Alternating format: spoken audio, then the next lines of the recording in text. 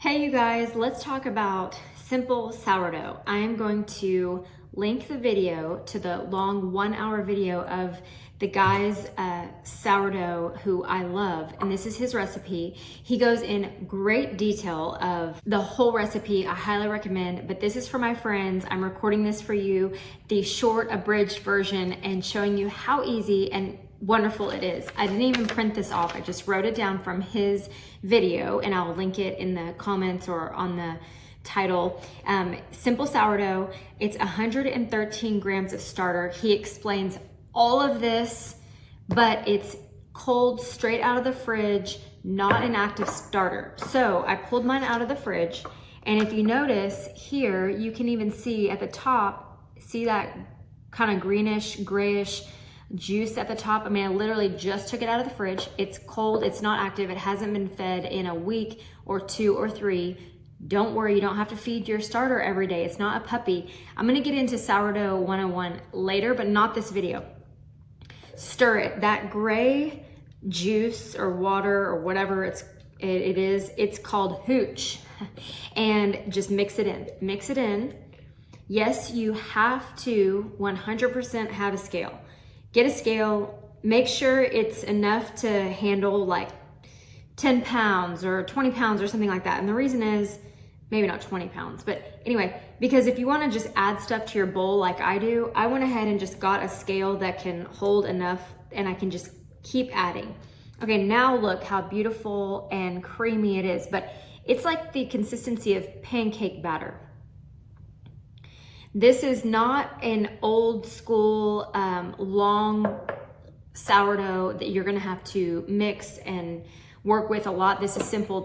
We're gonna mix it, cover it, and come back tomorrow. 113 grams of your starter. So grab your scale, turn it on, grab your bowl. I'm gonna do the whole thing in this bowl. So I'm putting it on the scale, and then I'm pushing tare or 0, whatever yours is, to clear it out so that I can add 113 grams of starter. So mix it up. It's pancake batter looking like, and you're just gonna add it in till it says 113.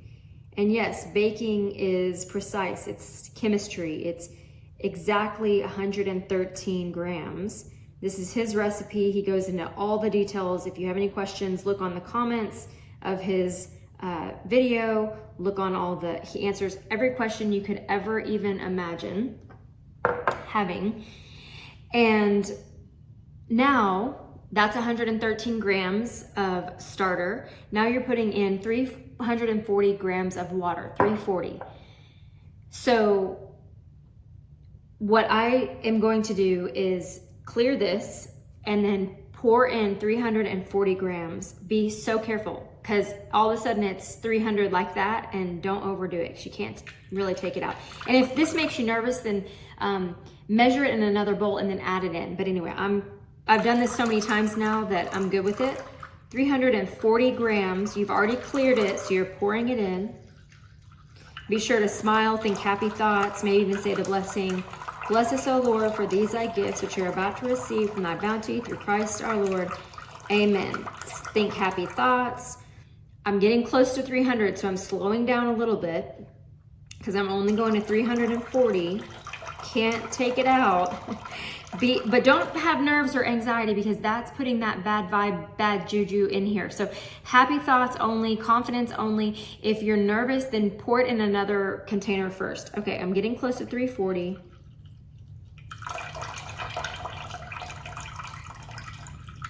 $328, $329, $333, $337, $339, $340. Okay, now mix this up. All you do is, with a little wire whisk or a fork or whatever, mix it up. Okay, then you're gonna clear this out again. Clear your scale, because next is the salt.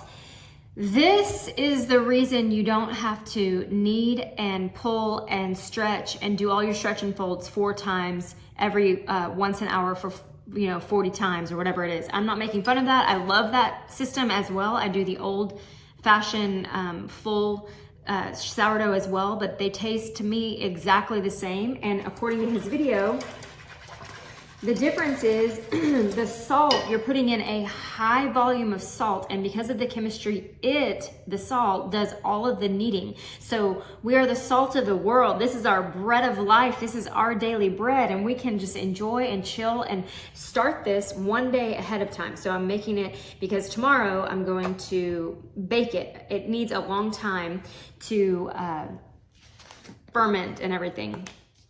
Okay, put your little bowl on here because we're doing the salt next. It's a ton of salt, like 20 grams. Clear it out. Be sure to clear it out. And then you're putting in 20 grams of salt. You can use whatever kind of salt you want. It seems like a ton of salt. It's not going to taste salty. It's mixing with this to make a chemistry or chemical reaction to knead for you, so you don't have to do the stretch and folds. And you're gonna let it ferment, or whatever the word is, and get sour for like a day or more, depending on how warm it is in your house. He answers all the questions. I'm not gonna go, my goal of this is to try to give you a quick video. I'm already talking too much. 20 grams, there it is. Put your 20 grams of salt in. You can use whatever kind of salt you want. I think I already said that. Smile, good vibes, happy. Thinking good thoughts. I'm feeding my family. I'm excited about my bread. Stir it up. Okay, now you're going to put your bowl back on this scale. Can you see my scale? There we go. Anyway, put it back on. You've already added your salt, and you want to now clear it out. So push 0 again. And you're adding 567 grams of flour. Make sure you're not on ounces, you're on grams. This is very important. That's why bread can be perfect, is because you're not measuring it with a measuring cup, your water and flour, dry ingredients and wet ingredients. You're doing everything on the scale so it can be perfectly exact. Cooking is fun, it's an artwork. You're like mixing in a splash of this, a pinch of this, not baking. Baking is precise. It is perfectly precise, and it's perfect every single time. I like to use this King Arthur. He explains all of the things. I'm so sorry, I can't remember his name, but I'll post it in a minute. But anyway, I use the King Arthur all-purpose. You can use bread flour. He answers all those questions. My purpose for you is giving you the recipe. 567 grams of flour. You're making a whole loaf of bread here, so it's a lot. 567. You've already cleared out your scale. You're pouring it in. You're confident knowing that you're going to slow things down when you get to 500. And that way you'll be able to put in 567 grams exactly. I'm at 564, and I need to get to 567. So I'm just going to slowly add it in. Okay, I put in just a little tiny bit too much. So all I gotta do is take my little spoon. It's right there on the top, so it's fine. Make sure you get 567. Right there is 567. So I take this off the scale again. I'm done with the scale for now. Actually, for the rest of the time. Stir this until it gets to be too stiff. And you can use a bread, I don't remember that thing is called, a bread like mixer thing. And or you can use this wire whisk, or you can just use your fingers. Now, once it gets to be too stiff to stir, then you just use your fingers. This is why a lot of people don't like the wire whisk, because it's kind of annoying, but it works fine for me for most of it. And I don't really like that. I spent like $8 or $10 on that wire bread thing, and I actually don't like it that much. So anyway, this is about 40 to 50 seconds, so not long. Actually, I think it says 15 seconds. So anyway, you're not overworking this. The salt is going to do all the work for you. I've seen so many sourdough videos, and they're like, you know, your hands get tired, your arms get tired, and you don't have to do all that. with this recipe, this is a simple sourdough recipe. The guy talks about he's like owned his company, his restaurant for 10 years and been using this bread recipe, and it's always a knockout and everything like that. So anyway, okay, you're mixing it until it's too stiff with the wire whisk, and then you get it worked with your hands. I'll show it to you. It looks like this. And I forgot to get the olive oil, so I'm gonna get that because we're gonna oil the bowl, cover it, and we're done. So let me show you what that looks like. Okay, I grabbed the olive oil. Just grab whatever you want. I have Central Market organic olive oil. Oil the bowl. Use your hands, make sure you oil all of the whole bowl because this is gonna puff up, grow, and you need the sides to be oiled so that you can get it out easily tomorrow. You're gonna let this sit for 20-ish hours. Look, the bowl is oiled. This is not rocket scientist. This is simple sourdough. Y'all do not make this crazy. It's like a nice clumpy, sticky ball. Stick it in their bowl. What I do, usually is just cover this with a towel and then use a rubber band around it. But I did go ahead, I don't recommend you do this because it's kind of a waste of money. I bought the shower caps. A lot of people will say do the shower caps. So I will use the rest of these but I don't think you don't have to buy it. You can just use a dish towel and a rubber band, or a shower cap is great. Then you can just throw it away, but it's not like you're getting the towel dirty. Anyway, that's my take on that. You can see that it's pretty small, and by tomorrow, we're gonna let this rise for about, until it's double in size, so it's about 12 hours-ish, up to a little bit longer. It can go longer, it's 12-ish hours. All right, see you tomorrow. All right, while our sourdough is rising, we have about 12-ish hours, depending on how warm your room is. Right now, my room is very warm because it's spring in Texas, moving into summer. It's gonna be warm, and it will be 12 to 14 hours will be fine, depending on my timing.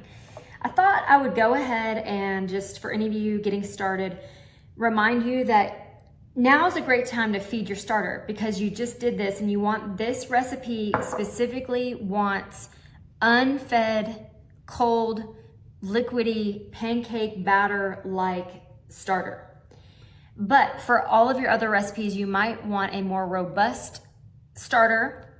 You may be making pancakes tomorrow or biscuits tomorrow and you want something more robust. Also, you need to feed it so that you don't run out. I keep a little bit in here. I don't keep like a ton, and because I don't want to have to discard it, because that is a huge waste in my opinion. Like, I don't mind making sourdough discard chocolate chip cookies, that's different. But discarding it just to throw away is, to me, ridiculous. So unless you're baking a ton all the time, you do not need to feed this starter very often. Maybe once or twice a month is plenty, depending on how much you're baking. Now, if you're baking a lot and you need a robust, big, full, active starter, then you need to feed it a few times before that recipe. And if you're baking a lot, say you're baking every day or 3, 4, 5 times a week, biscuits, pancakes, you have 5 kids at home, you need to be feeding it more often. If it's just you and maybe you and a husband and y'all aren't eating a lot, I think I've made myself clear, then you do not need to feed this thing very often. Anyway, I'm gonna go ahead and feed mine, and I want to remind you that most people suggest that you feed this equal parts for feedings. You can feed it bread flour. I usually just do all-purpose flour. There's a huge debate about this. Do not stress about this. You're feeding your little sourdough. Believe me, it will like never die. Even if you forget about it for 2 months, it's not dead. Bring it back to life. Turn on your scale. So I have my trusty scale here. Let me push this back a little bit. Can you see? Okay, I have my scale. I'm gonna put this on, and don't weigh it with your spatula. Okay, so that's the amount that's there, that's in the jar, including the jar. Now, clear it out, tear it out. Equal parts water and flour. I usually start with water because that makes it easier, because I usually do about 25 grams of each, or depending on like how much I have. I kind of have a small amount because I made biscuits the other day and then I just made this bread. So I'm gonna do 50 grams, equal parts water, and 50 grams equal parts, of course, flour. So 50 grams of water-ish. If I end up with 52, then I'm gonna put 52 grams of flour. You guys, this is not, I said earlier, rocket scientist. This is not rocket science. And I am not a rocket scientist, but I meant to say rocket science. Okay, so 50-ish grams. Think your happy thoughts. Think of all the happy people you're gonna see. Just think, oh, love it. It's 51, so it's perfect. And now clear that. So now I need to put 51 grams of flour. And then I don't need to feed this bad boy for another few weeks, depending on how much I'm baking.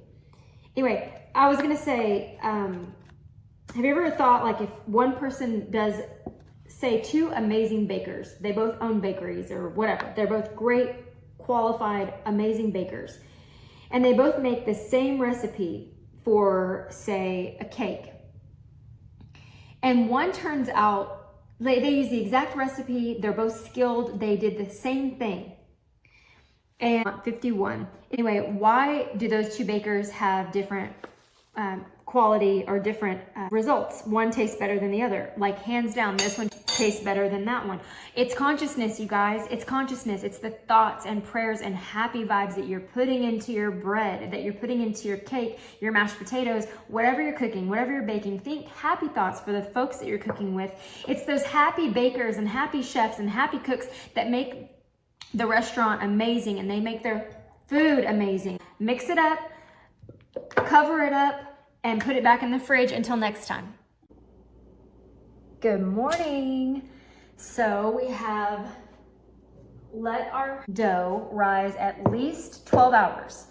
You can let it go longer. Like the longer, the better the taste. So sometimes I let mine go for 20 hours and it's just amazing. The key is make sure you've let it go at least 12 hours so you get all the health benefits and that it's been able to have time to ferment and grow, double in size. So you can see here, it's doubled in size. Take it out, flour your surface, and shake it. See this, can you? Can you see that? Okay, so flour your surface and take out your dough. All right, so what I do is you're on your floured surface. I just, with my fingertips, spread it out like a pizza dough. You don't have to work it very much. Then I do the letter fold. You'll see a lot of sourdough people talking about the letter fold. So you fold it 4 ways. 1, 2, looks like a burrito. 4, like a letter. 4. Now I flip it over and you turn the sides under to make it a nice tight ball. You're not gonna score it yet. You'll put it in your Dutch oven, cold Dutch oven. I'm gonna put a little bit more flour on there. Oops, got flour everywhere. Oh, I like the way that looks. Okay. Now, piece of parchment paper in your Dutch oven here. I just got it on Amazon. If I'm thinking about it, I'll put the link. Put it in here. You can see it's shaped and cold and no big deal. Cover it 90 minutes. See you in an hour and a half. All right, you guys, it's been about 90 minutes and you're gonna take your bread loam, which is basically just a razor or a knife, and give it a slice straight down the middle and then straight down the other middle. So you're making a cross. It's your classic cross. I don't know why that did that. So anyway, just make sure it's cut. It's like a, you know, I don't know, 1/4 inch or something. Okay, cover it, put it in a cold oven. It's in your Dutch oven. Put it in your cold oven. I like to make sure that there is a pizza stone under here. The reason is so the bottom won't get too brown. So put it on the rack underneath. And then you are going to go, let's see, 45 minutes at 425. Then we'll take the lid off for 15 minutes, let it go another 15, then we'll let it cure. So 425, start. 45 minutes. All right. All right. Popping in here. This is that brand I was telling you, Ultimate Chef. Anyway, take the lid off. You can see it's starting to pop up where that cross was. Put it back in, 15 minutes. All right, y'all, it's 11:11, make a wish. Listen, you need to turn off the oven, cancel, okay? Then crack this open. This is to let it cure. So do you see the color it is now? Kind of that light golden, beautiful color, but letting this cure like this, so the oven is off, it's off, but we're letting it cure. Set the timer for 20 minutes. 20 minutes to cure. A baker's secret. All right, it's been about 20 minutes. Check that bad boy out. A nice golden color, a little bit darker, thanks to the cure. Now pull it out and put it on a rack to cool. Looks amazing. I like when there's a little extra flour on top. You can see how the cuts, they're not perfect, but it doesn't matter. As long as you make some design that you like that can allow the air to escape. Now, the most important, maybe not the, but one of the most important parts now is that this has 30 minutes to cool completely. So at least 30 minutes. I know you're gonna wanna cut into this, but wait. Okay, well, here's our bread, our nice, beautiful loaf. This is how you cut it, in fours, and this is going to help you with storing it. Cut it in half one way and then half this way. I'm just gonna, and you can see that all that steam, but now you'll have 4 quarters, and the reason is then you can cut it smaller, you know, you can slice it off better with this way. And it won't be such big, enormous pieces. Need to get a better knife. Yummy. Put some butter and maybe some salt on and enjoy. Okay, I just finished that video and I forgot to say why though. Another reason you cut it into 4 quarters is not just to slice it easier, but if you can't eat an entire loaf of sourdough in 1 day or 2 days, some of you can because you have a bunch of kids at home. If not, freeze them. And what I do is I freeze them once they're fully cooled, there's no steam coming out. Put them in freezer bags, throw them in the freezer, and take out one at a time, and it will taste the same way upon thawing that it does right now if you put it in the freezer right now. So don't wait for it to get stale or, you know, yucky. I forgot to show the bottom. So because we use that pizza stone, you can see that the bottom did not get too dark. Can you see? Let's see if I can, with the lighting. It's perfect golden brown.